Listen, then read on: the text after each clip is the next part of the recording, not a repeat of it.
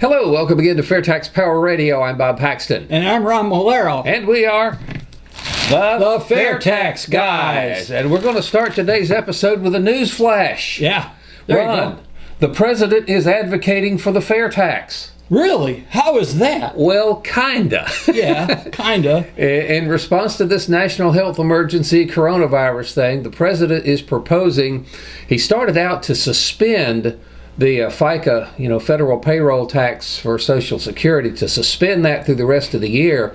And then I've heard also reports that he wants to do away with that permanently. Ooh. And fund Social Security through the general fund. He realizes that that is the most regressive tax on the people that can least afford it. Yes, and that provision has been in the fair tax from day one. The fair tax has always gotten rid of not just the FICA deduction for Social Security, but the Medicare deduction as well. This is just comes out of your paycheck right off the top. Same percentage for everybody. Again, you noted that's the most regressive tax, one of the most regressive taxes that the federal government collects.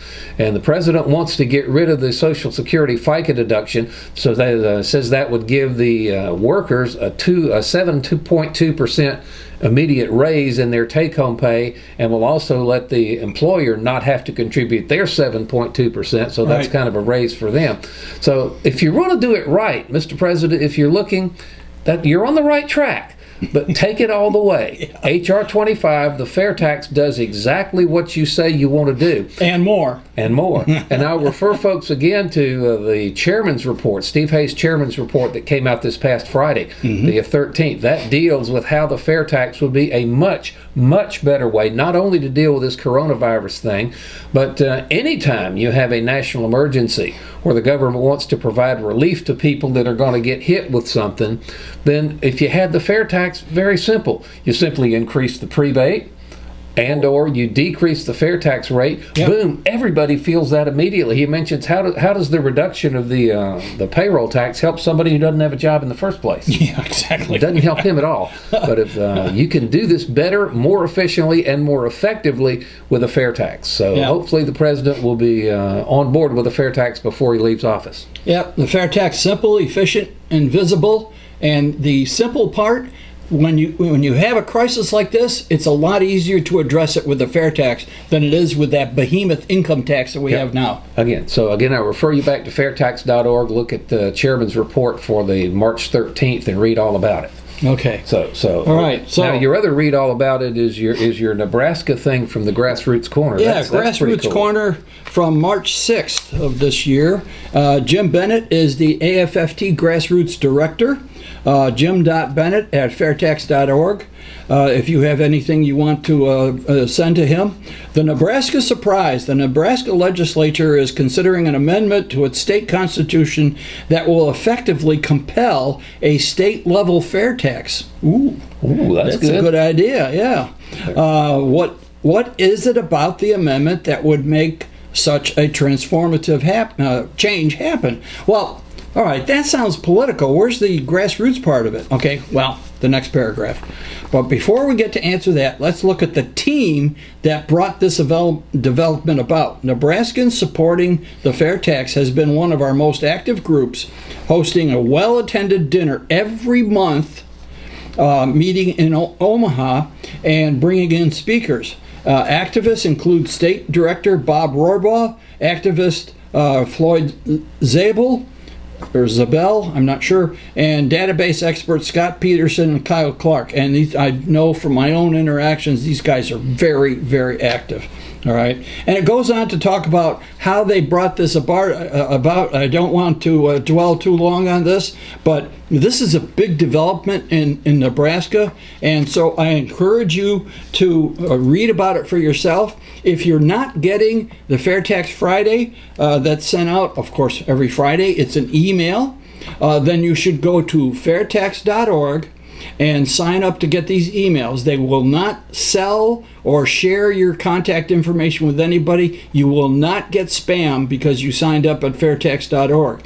And by putting your name in there, you'll get these Fair Tax Fridays with Steve Hayes' chairman's report and the grassroots report. This is good stuff. You can also go fairtax.org, and click the news button, not the drop down, just the news button, and all the reports are in there too on the website. So that's a good way. And I'd like to add our own grassroots corner. All right, we got this email a few days ago, which I appreciate. It's from Phil of Alabama. I saw your show on Facebook for the first time this evening. I recently moved from Texas to Alabama. What time is your live show? I have been a committed fair tax activist. How can I help in Alabama? So I responded to Phil, and both of us did. I gave Phil Chuck Bailey's contact information, because Chuck Bailey is the state director for the fair tax in Alabama, and he's the guy that's bringing the Alabama version of the fair tax around. Oh, that's going to be so cool when that gets put in.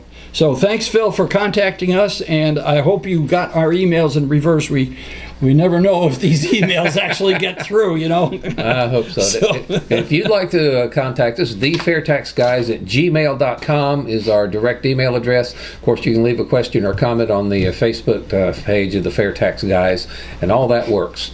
We've got a lot to get to here.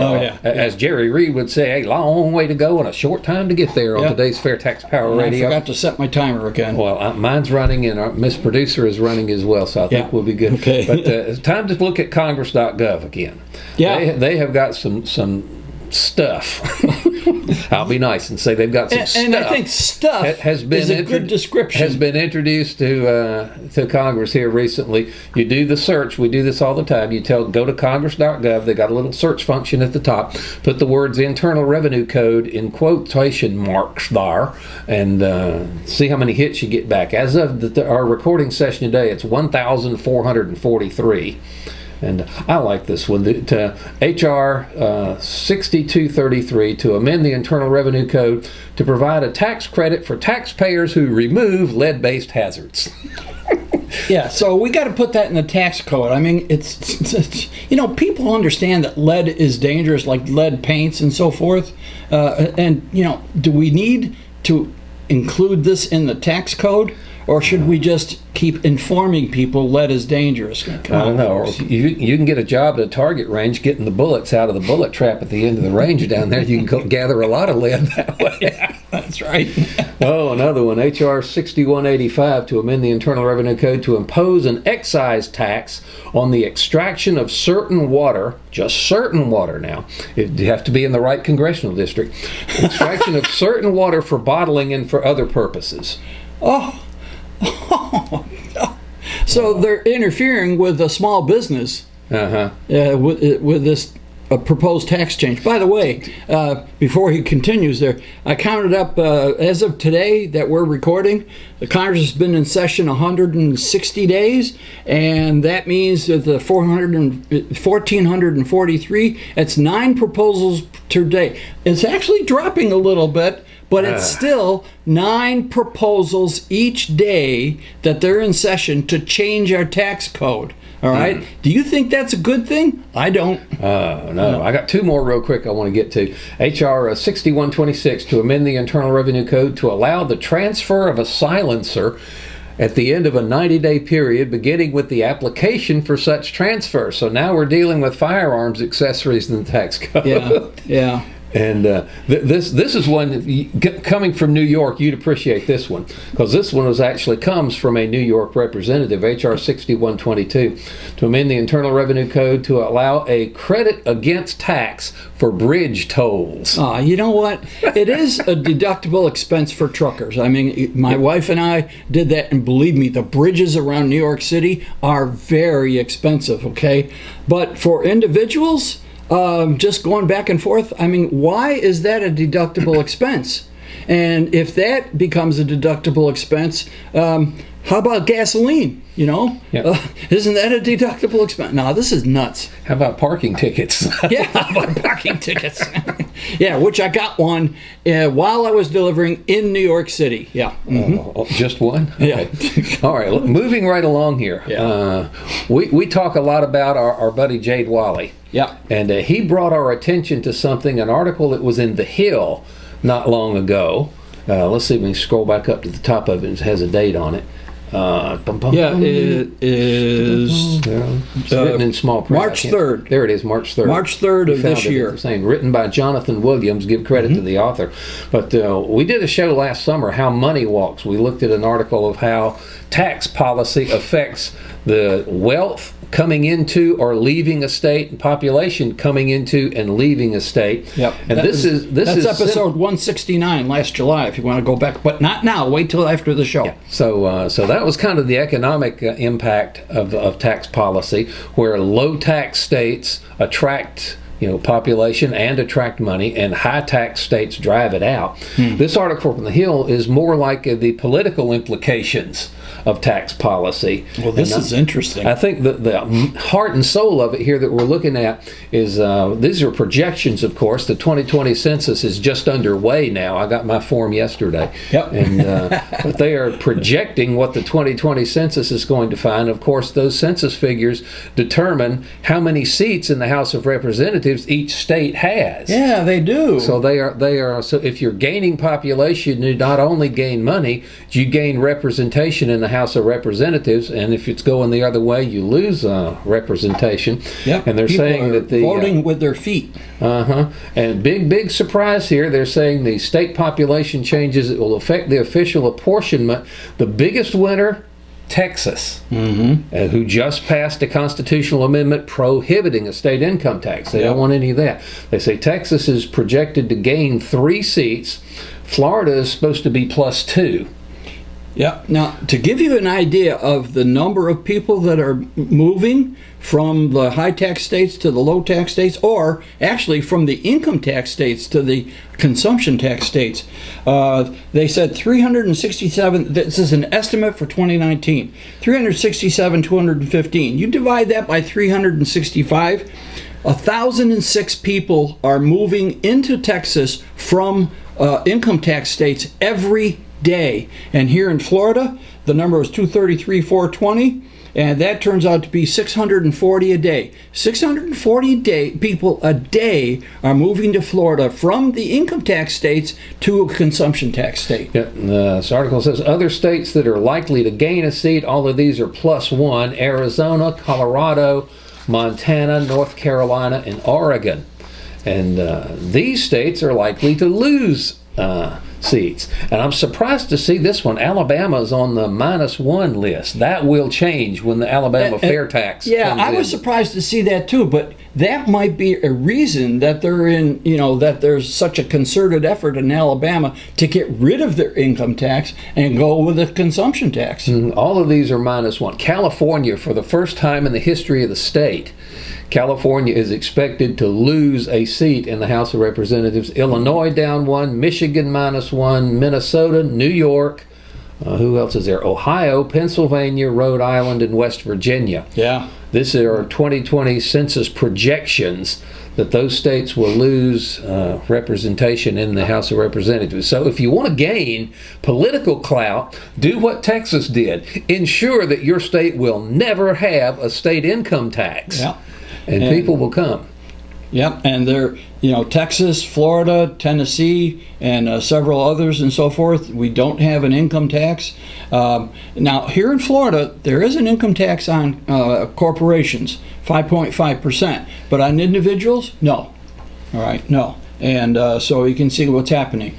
Texas and Florida's economies are bigger than many countries around the world. That's true. And of course, we've said all along, we mentioned this during our How Money Walks phase, scale that up from states within a country to countries within the world, and you will see how implementing business-friendly and good tax policy, like the fair tax, what that would do for the United States versus the rest of the industrialized world. Yeah. People would be flocking here, jobs would be flocking here, wealth would be flocking here. In fact, Neil Bortz was asked one time, I heard that somebody from another country wanted details on the fair tax plan. He wouldn't give it to them. That's right. He wanted America to be the first country to implement the fair tax and get this huge advantage over the rest of the world as far as attracting people. And that kind of brings up something that you brought up, this idea of corporate inversion.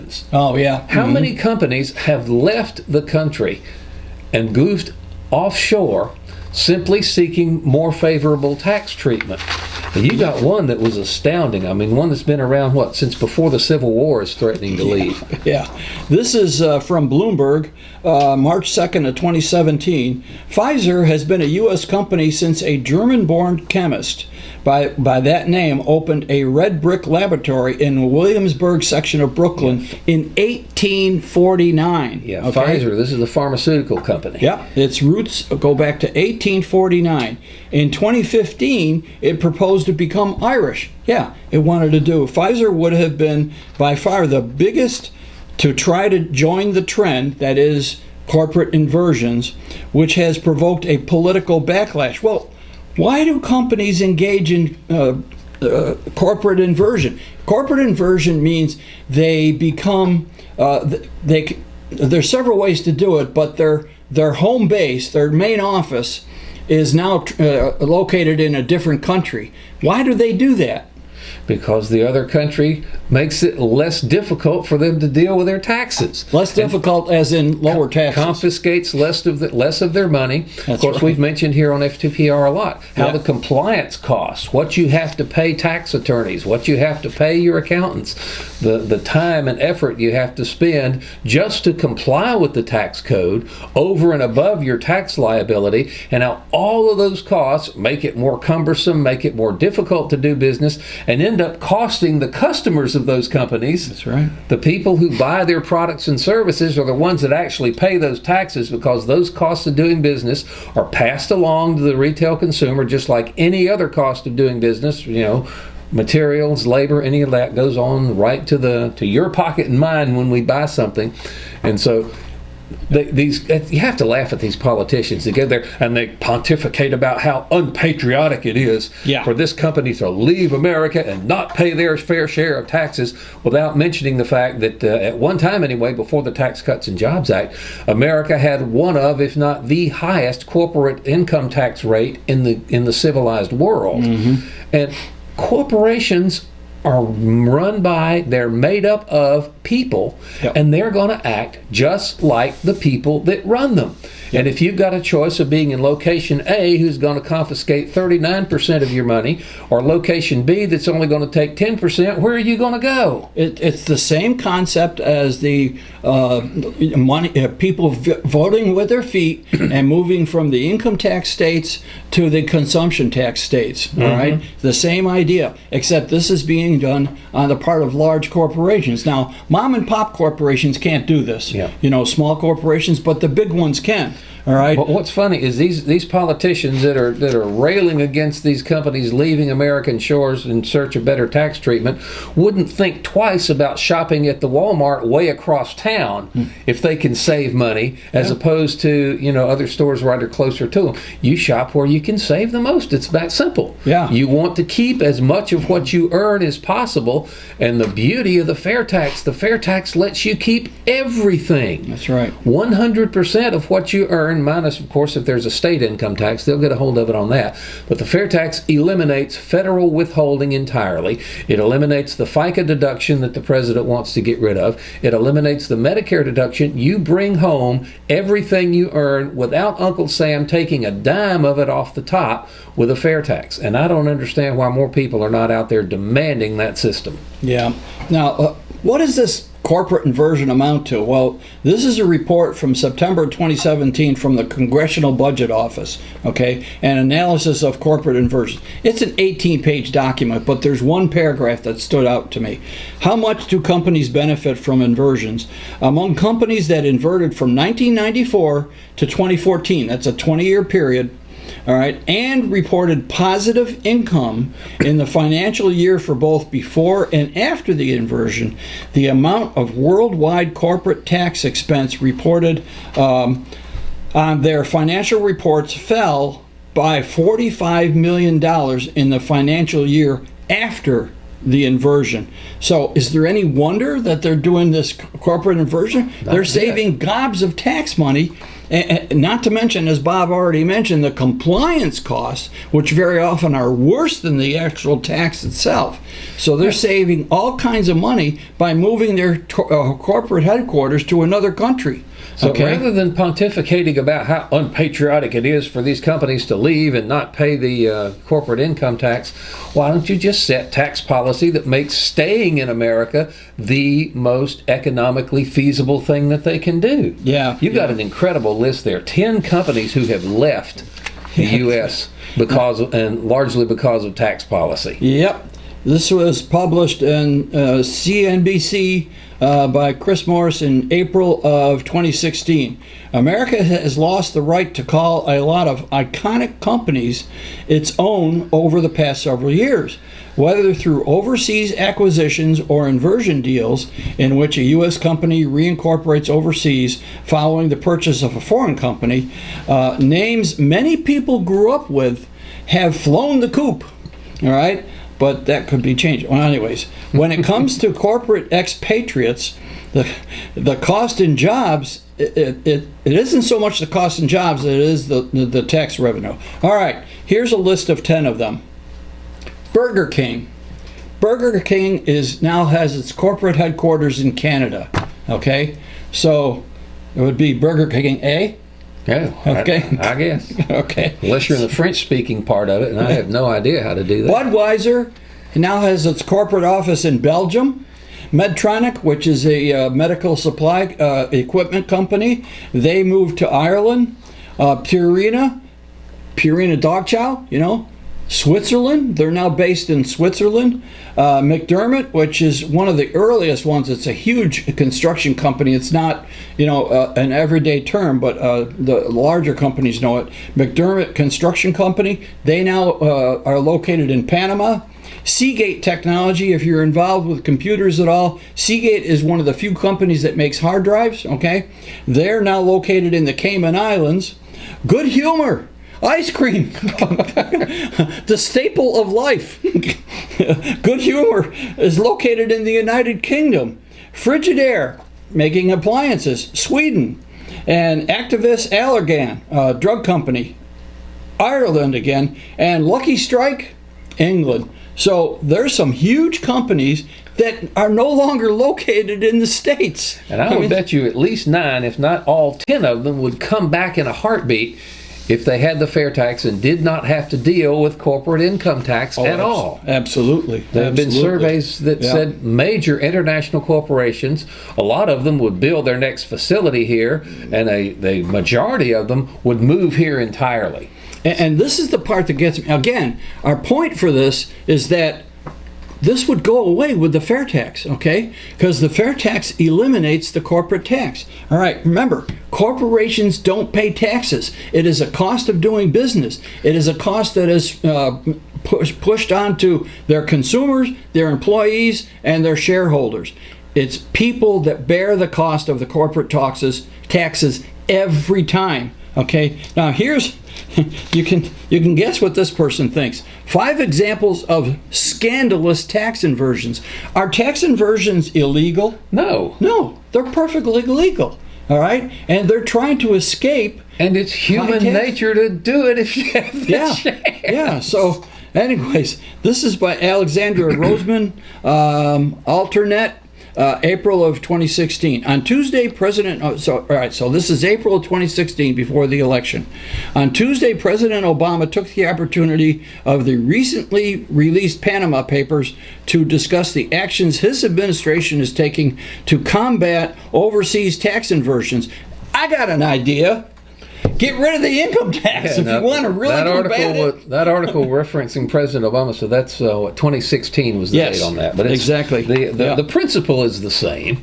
When I travel around the country, what stands out is the overwhelming majority of folks that work hard and play by the rules, and they deserve to see their hard work rewarded, said Obama. They also deserve knowing that big corporations aren't playing by a different set of rules. No, they're playing by the same set of rules. It's called the income tax code. Yes. And they want to save as much of their money as possible, just like you want to save as much of your money as possible. And you will locate or you will shop at stores that charge less. Therefore, if you have the choice, if you own a business, you will incorporate in a state that charges less, usually. Yeah. So there are all kinds of this article from The Hill and the article from the How Money Walks demonstrates it in red and green in the How Money Walks article, and that's pretty cool. But that's the fix for corporate inversions is just to pass the fair tax. And real simple. Lest you think we're picking on Democrats or people in Congress on both sides of the aisle are guilty of this nonsense. They're the ones that have created the tax code, and various presidents have signed these bills and so forth, creating this behemoth and making it difficult on corporations. And so politicians on both sides of the aisle start railing against corporate inversions when they're the ones that are actually responsible for it, okay? Yes. Own up to your responsibility. Let's do something with this tax code and put a real tax code, real reform in there, not this nonsense we have right now. Absolutely. Pass the fair tax. So everyone's hoping that if President Trump gets reelected, that he would be a lot more susceptible to supporting the fair tax than folks in the past have been, because he thinks big. He likes to do things that are outside the box. Yeah, and the fair tax is definitely outside the box. Amen. Yeah, well, what can we do? What can people do to make this happen besides share the videos, get as many of your family and friends to watch Fair Tax Power Radio as possible, subscribe to the... We have a podcast. We do. All right. We are on Facebook Live. It's streamed, even though the program is pre-recorded, it is streamed to Facebook at 8 o'clock p.m. Eastern Time on Facebook, and the comments are live, all right? So you can drop in the comments and so forth, but it's also posted on YouTube, and we have our own website. Absolutely. Fairtaxguys.com. Fairtaxguys.com. So, and you don't have to subscribe to that. That's free to everybody. Okay. And what else can we do? You can join AFFT, the Americans for Fair Taxation. That is the national grassroots organization trying to get the fair tax passed. And there are no specific dues. You can join at whatever level you want to, whatever contribution you'd like to make to the cause. That would help. Join the 1040 Club. That's $10.40 a month to get rid of the Form 1040, which is pretty cool. And stuff you can do that won't cost you a dime. You can call into your local talk shows. If you can get through to some of the national talk shows like Levin and Hannity and Limbaugh, go ahead and do that if they'll take your call. Yeah. But your local talk shows would be certainly a lot more willing to talk about tax policy and the fair tax. Write a letter to the editor. Yeah. Explain, folks, why the fair tax is better. That's real easy to do. There are lots of reasons that you can set forth as to why the fair tax is better than the income tax. And visit the Fair Tax Logo Store, get a hat like Ron has there, or a shirt, and that works as well. And take one of these. Oh, yeah. To your candidate's town hall.